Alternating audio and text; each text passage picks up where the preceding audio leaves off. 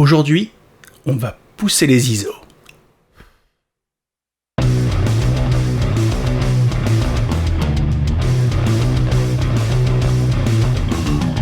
Salut, c'est Ben de Retour d'Expérience. Je suis content de vous retrouver pour une nouvelle vidéo. Aujourd'hui, on va parler de montée en ISO et on va parler de taille de capteur. Vous n'êtes pas sans savoir que dans votre appareil photo, dans votre hybride, dans votre caméra, il y a un capteur qui récupère la lumière et qui en fait donc une image. Chaque capteur est doté d'un nombre de pixels et donc de photosites. Et ce qui va nous intéresser, c'est la taille de ces photosites, puisque le photosite, c'est quoi? C'est ce qui capte la lumière. Plus il est gros, plus il en capte. Plus il est petit, moins il en capte. Ça va permettre de déterminer la capacité du capteur à monter ou pas haut dans les ISO avec une certaine qualité, mais c'est un petit peu plus compliqué que ça. Pour augmenter la luminosité de votre image, vous allez pouvoir jouer donc sur l'ouverture de votre optique, le shutter et la montée en ISO.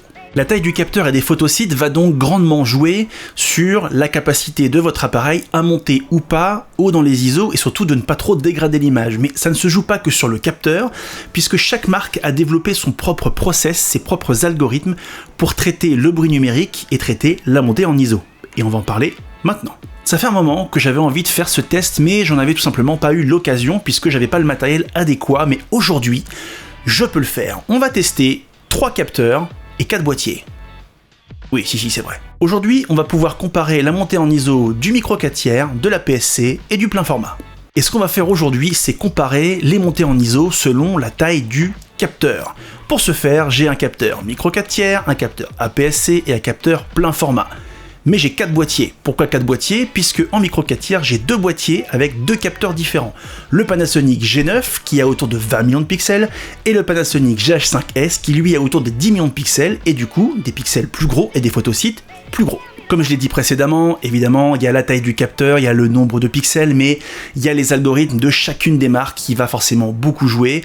Le test que vous allez voir, le comparatif, plus que le test, parce que je fais pas vraiment des tests ici, je fais plus des comparatifs et des retours d'expérience. Le comparatif que vous allez voir a donc été réalisé ici avec un setup qui est le même pour tous, c'est-à-dire une bougie plus de 3 objets un petit peu autour qui du coup vont refléter et capter la lumière.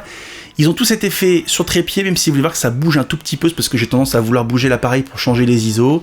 Ils ont tous été faits avec la même optique, c'est-à-dire le Sigma 1835, à une ouverture de 1.8, donc même ouverture, même optique, tout le long du comparatif. Les plus aguerris d'entre vous remarqueront une différence de cadre et de disposition de la scène que j'ai utilisée, notamment sur l'APS-C et le plein format. Pourquoi? Tout simplement parce que j'ai d'abord testé le Panasonic G9 et le Panasonic GH5S, les deux en Cinelike D.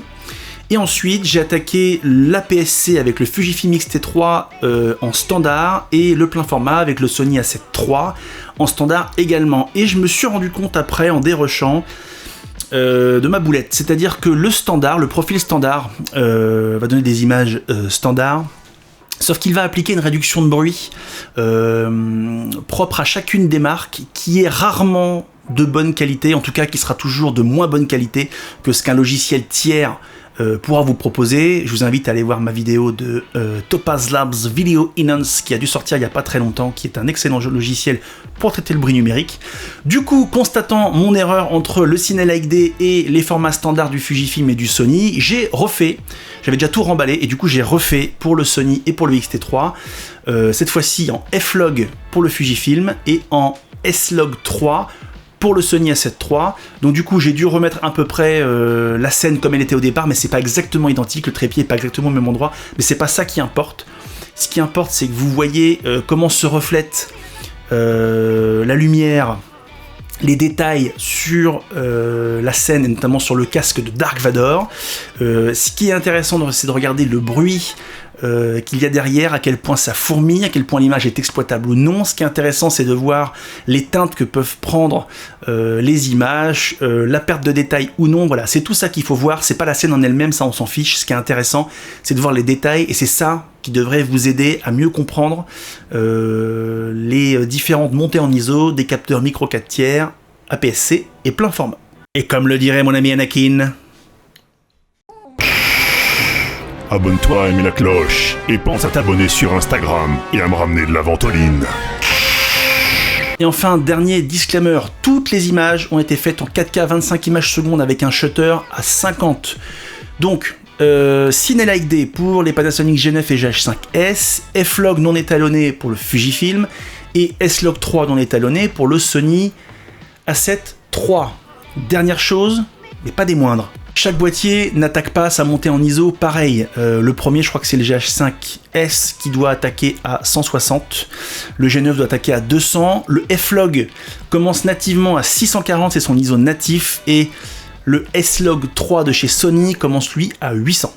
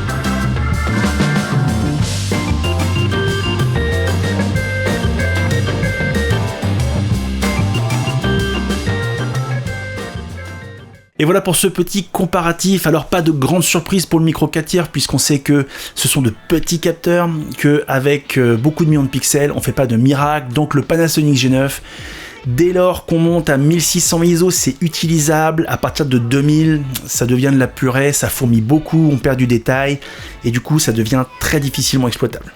Sur le GH5S, qui lui est plus surprenant mais qui a moins de mégapixels, donc des photosites plus gros, on arrive à talonner le Fujifilm et le Sony, on arrive à monter jusqu'à 12008, même si dans les faits, moi je déconseille de passer les 10 000, jusqu'à 10 000 ça reste assez facilement contrôlable, à 12008 c'est encore utilisable, mais on sent que ça gratte un petit peu. On perd un peu de détails, mais ça reste utilisable. Alors après, c'est du Cine-like D. Il aurait intéressant d'utiliser le log. Moi, je ne l'ai pas fait. Le log de Panasonic a tendance à pas mal bruiter, mais ça se corrige plutôt pas mal. En fait, c'est vraiment une question d'exposition. Le log, en général, qui plus est le log de chez Pana, il y a une façon de l'exposer. Je vous invite à aller voir les vidéos de Mathieu Miseraka, si ça vous intéresse, qui est un génie sur l'exposition du log, qui a même fait des masterclass là-dessus. Donc voilà, mais... Voilà, le GH5S, bon boîtier pour la montée en ISO. Pour du micro 4 tiers, vous n'aurez jamais mieux que ce boîtier. Par contre, c'est un boîtier vidéo, 100% vidéo.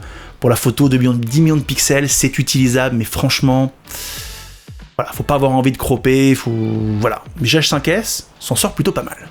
Le Fujifilm X-T3, ça a été la surprise, parce que franchement, je m'attendais pas à ce qu'il gère, à ce qu'il contienne aussi bien le bruit numérique jusqu'à 10 000 ISO. Franchement, c'est largement utilisable, même 12 800. Ça dépend toujours un petit peu de la sensibilité de chacun, parce que pour certains, dès que ça fourmille un tout petit peu, c'est déjà inutilisable. Pour d'autres, bon, bon allez, ça passe. Moi je suis un peu entre les deux, il y a une limite psychologique. Là franchement, le X-T3, quand vous regardez le X-T3 et le Sony A7 III à côté, franchement ça se vaut quoi, ça se vaut pour un capteur APS-C, franchement c'est assez impressionnant. Donc le X-T3 jusqu'à 10 000 bien, 12 008 ça tire. Après moi je vous encourage à ne pas monter dans ces extrêmes là, mais on sait que c'est possible. Et enfin, le Sony A7 III avec son capteur plein format, c'était pas vraiment une surprise puisque Sony est connu pour ses montées en ISO inégalées et ses algorithmes de traitement assez époustouflants. Là, jusqu'à 16 000, on est exploitable. Au-dessus, ça devient difficile. À partir de 32 000, c'est bon. Pour moi, c'est mort. On note quand même un truc, même si Sony est connu pour ça, même à des ISO inférieurs, là je trouve que dès qu'on dépasse les 2500 ISO, il y a une teinte magenta qui commence à arriver et qui s'imprègne de plus en plus fort. Et alors, je dirais que quand on regarde une vidéo entièrement tournée au Sony, ça saute peut-être pas aux yeux, mais là c'est vrai que quand on a le F-Log du X-T3 juste à côté qui reste vraiment presque noir et blanc tellement il est décontrasté, désaturé, et qu'on voit à côté le Sony, on sent vraiment qu'il y a un écart de teinte qui se fait, mais le Sony A7 III est époustouflant de montée en ISO. Alors, il faut garder en tête que ça, c'est un test de youtubeur, d'accord ? C'est un test studio avec une bougie, etc. Dans la vraie vie, c'est différent. Dans la vraie vie, il y a des images là avec le GH5S à 10 000 ou à 12 800 qui vont passer ici, qui dans la vraie vie seront plus compliquées à contenir selon que vous êtes en log, selon que vous êtes en 4.2 10 bits, il y a pas mal de paramètres. J'ai fait des prestats il y a pas longtemps où j'avais des feux d'artifice, beaucoup de feux d'artifice filmés, et moi quand c'est comme ça, je fais un peu de feux d'artifice et surtout je filme le visage des gens qui voient le feu d'artifice parce que on est tous pareils devant des feux d'artifice. Il y a toujours un moment donné où on a un regard d'enfant et on fait comme ça. Donc moi je filme les gens. Et sur les teintes de peau et sur les détails, c'est là qu'on va vite voir que même à 10 000 ISO, 12 800, on perd du détail parce que le visage est infiniment plus détaillé qu'un masque de Dark Vador sur un petit distributeur PES. Donc forcément ça joue, et selon la compression, selon le débit, selon le 4.2 10 bits, selon pas mal de choses, vous pouvez avoir des artefacts qui vont se créer dans les parties noires, c'est-à-dire des espèces de pixels, des bouillies de pixels un petit peu qui vont se créer, et ça c'est un petit peu plus pénible à rattraper. Donc voilà, gardez à l'esprit que tout comme les tests autofocus, tout comme les tests de youtubeurs, c'est dans un cadre particulier, mais dans la vraie vie, sur des vrais retours terrain, parfois vous pouvez aller plus loin, et parfois vous êtes beaucoup plus handicapé que ce que vous montrez les vidéos YouTube.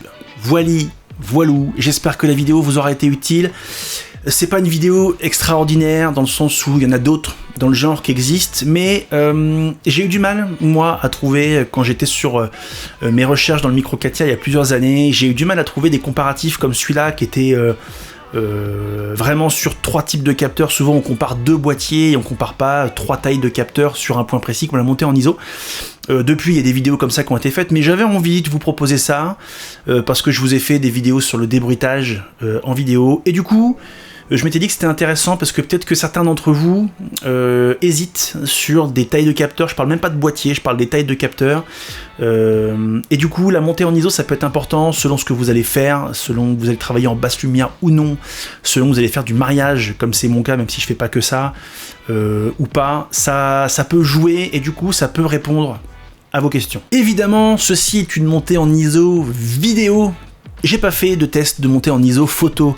Pourquoi ? Tout simplement parce que les montées en ISO photo sont beaucoup plus facilement compensables avec des logiciels. Alors je prêche pour ma paroisse, mais enfin c'est pas vraiment la mienne, mais des Topaz Labs Sharpen, des Topaz Labs Denoise, qui vous permettent à partir d'un fichier pris à 12 800, alors ça fait pas des miracles, hein. Moi j'ai essayé avec un fichier de G9 en RAW à 12 800 ISO, bon la perte de détail, on a beau passer dans la moulinette des logiciels, bon, ça reste dégradé, mais globalement, sur un Fuji, sur un Sony, donc sur un APS-C, sur un plein format, ou sur un micro 4 tiers, jusqu'à 4-5 000 ISO, franchement, vous passez ça dans la moulinette de Sharpen et de Denoise de Topaz, vous récupérez des fichiers fantastiques.